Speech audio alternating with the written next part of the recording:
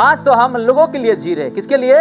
लोगों के लिए, इंसान के लिए जी रहे, संसार के लिए जी रहे, खाने पीने चीजों के लिए जी रहे, कपड़ा पहनने के लिए जी रहे, पैसा कमाने के लिए जी रहे। पैसा कमाना, खाना पीना और कपड़ा पहना ये कोई गुनाह नहीं, लेकिन हमारा ध्यान जो है उसमें टिका हुआ नहीं रहना है, ये पाप है और हम इसे परमेश्वर के राज्य से अलग हो जा रहे, दूर हो रहे हैं। हालेलुया।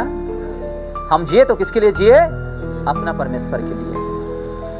चलो माँ बाप के दृष्टि में थोड़ा गलत कर लो, बात मत सुनो, थोड़ा सता लो उसको, या अपने पति और पत्नी के विरुद्ध में थोड़ा आप कुछ बात कर लो, कुछ उन लोगों को डांट दो या घर में काम मत करो, तुरंत रिएक्शन हो जाएगा, घर में बवाल खड़ा हो जाएगा। हालेलुया। वो प्यार करेंगे, डांटेंगे आपको, 2 थप्पड़ मारेंगे, नहीं तो लात मार के भगा देंगे, लेकिन वो क्या कर रहे हैं? गले लगा रहा है वो। हालेलुया। वो अपने गले लगा रहा है और वो प्यार कर रहा है। मेरे बच्चे हैं, मेरे बच्चे, मैं उसके लिए मेरा जीवन दे दिया हूँ, मैं उसके लिए मार खाया हूँ, सूली पे चढ़ गया हूँ, मैं उसके लिए मेरे गालों पर थप्पड़ भी मैं खाया हूँ। किसके लिए? मेरे बच्चे के लिए। कोई बोल सकता है, कोई कह सकता है, कोई सोच सकता है क्या? कोई नहीं, कोई नहीं।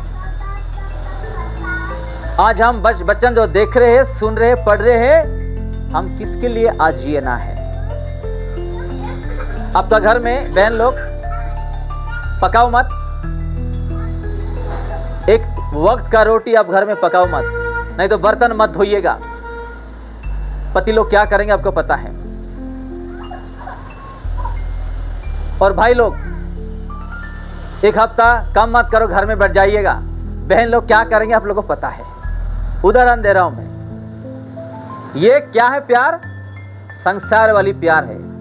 वो हमारा जो जिंदा खुदा है वैसा प्यार नहीं करने वाले।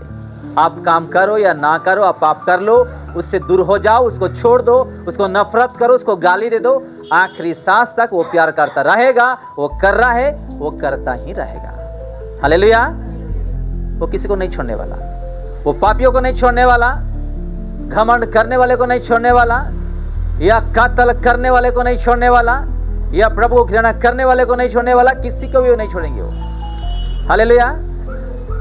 उसके लिए जिएगा, किसी इंसान के लिए नहीं, किसी संसार के लिए नहीं। जिसने मुझे प्रेम किया और अपने आप के लिए, वो हमारे लिए कोई जीवन दे सकता है?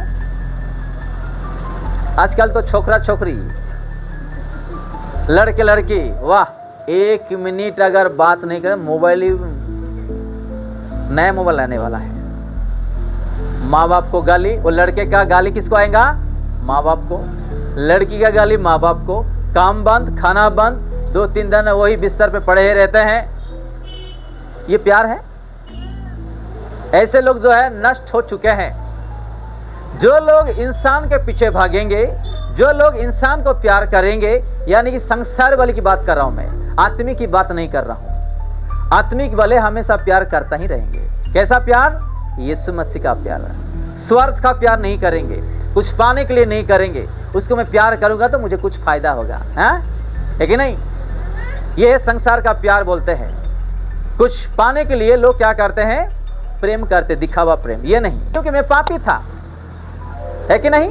मैं ऑलरेडी वो पाप में मर चुका हूं और नया जीवन पा चुका हूं। किसके लिए? प्रभु यीशु मसीह के लिए। अगर उसका आत्मा हमारे जीवन में नहीं है, हम अभी मर सकते हैं। हम किसके लिए मर गए हैं? अपना पापों के लिए, और जीवित हुए अभी। उस जीवन को बचा के रखा कौन? अपना प्रभु यीशु मसीह। अगर उसका आत्मा हमारे में है तो आज हम जीवित है उसके लिए। बहुत लोग ये कहते हैं कि मैं अगर जीवित हूं, मेरा मेहनत के लिए यहां जीवित हूं, आया हूं। क्या? मेरा मेहनत ही मुझे यहां तक ले आया। अच्छी बात है, लेकिन जिंदा रहना, मर जाना किसके पास की बात है? परमेश्वर के।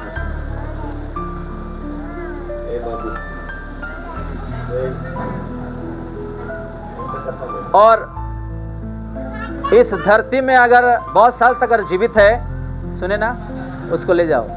आप लोग क्या कर रहे हैं, क्या कर रहे हैं? मैं ऑनलाइन में मुझे वचन सुनाने दीजिएगा, ये क्या कर रहे हैं आप लोग?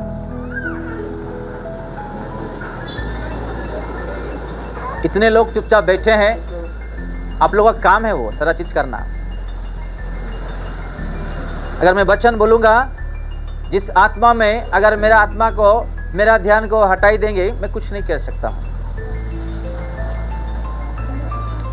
आज भी बहुत लोग ये कहते हैं कि मेरा मेहनत ही मुझे यहां तक ले आया। अच्छी बात है, लेकिन अगर प्रभु आपके साथ में नहीं है, आप कितना भी मेहनत कर लो, सब पानी पानी है। जीवन देना और लेना किसके हाथ में है? कुछ लोग जो इस धरती पे 200 साल, 120, 160, 80, 90 साल जो जीवित है, कुछ लोग ये सोचते हैं कि मैं मेरा शरीर को देखभाल किया, अच्छी बात है। जो लोग यीशु को पाके भी दूर हैं, जो लोग यीशु को नहीं जानते हैं, उन लोगों को प्रभु इसलिए बहुत साल बचा के रखे हैं ताकि मरने से पहले आप यीशु को अपना लो, नहीं तो आप कहाँ जाओगे? इसलिए आपका जो उम्र है बढ़ा दी गई है। हालेलुया, ये है उसका सीक्रेट। आज कोई 120, कोई 80, कोई 100, कोई 110, कोई 70 जो जी के ना धरती पे, इसलिए प्रभु उसको रुका के रखा है कि वो मन फिराए और प्रभु को ग्रहण कर ले और उद्धार पाए, ताकि वो नरक ना जाए, नरक से बच जाए। ये है सीक्रेट। बहुत लोग बोलते हैं कि मैं प्रभु की दया से बहुत साल जीवित हूँ। हाँ, प्रभु की दया से आप जीवित हो, इसलिए कि उसको अपनाओ ताकि आप उद्धार पाओ और वहां जाओ। कहां पर? स्वर्ग में। इसलिए हमारा साल को भी वो बढ़ाते हैं कि हम मन फिराएं, यीशु मसीह उसके नाम पर विश्वास के साथ हम जीवित हैं। कोई ऐसे हैं कि मैं इतना साल से प्रार्थना कर रहा हूं, इतना दिन से प्रार्थना कर रहा हूं, मेरा प्रार्थना का जवाब आज तक नहीं आ रहा है। वो कौन भरमा रहा है? कहां पर? मैं कारोबार कर रहा हूं, लेकिन कारोबार जो है नुकसान हो रहा है। मैं स्कूल कॉलेज जा रहा हूं, लेकिन मैं फेल हो जा रहा हूं। मैं पढ़ाई कर रहा हूं, लेकिन मन जो है पढ़ाई में ध्यान नहीं दे रहा है। मैं वचन सुन रहा हूं, फिर भी मुझे याद नहीं हो रहा है। ये कौन कर रहा है? और कोई आज ठोकर खाते खाते खाते प्रभु के साथ खड़े होकर के आज तक यहां पर आए हैं। वो किसका हाथ है? और उसका विश्वास ही यहां तक खींच के ले आया। हालेलुया। क्योंकि उसके जीवन में परीक्षा आया, बीमारी आया, पैसे का कमी, लड़ाई झगड़ा, हर चीज आया, फिर भी वो प्रभु को नहीं छोड़ा। वो केवल विश्वास विश्वास विश्वास विश्वास विश्वास करता रहा, तो आज प्रभु उसको आशीष किया है। हालेलुया। ये जानना बहुत जरूरी है। कोई लोग जो है गिर के उठे हैं, है कि नहीं? किसके द्वारा? और विश्वास के द्वारा। मैं तो आप लोगों को कोलगेट मालिक के बारे में गवाही सुनाया था।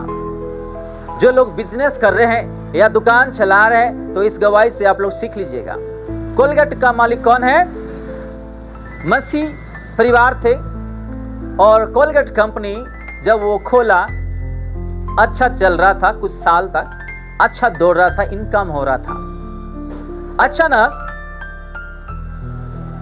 जो इनकम नीचे गिरना शुरू हुआ और उसका सेलिंग जो है थोड़ा डाउन होने लगा। तो उन लोग बैलेंस करते करते कर नहीं पा रहे थे, थक गए। कितना पैसा खर्च करेंगे? लोगों को सैलरी देना, कंपनी चलाना, हर चीज करना, लाखों करोड़ रुपया ऐसे नुकसान हो जा रहा था। कुछ साल हो गया ऐसे ही जा रहा था। बिजनेस नहीं चल रहा है, कारोबार नहीं हो रहा है, इनकम नहीं हो रहा है।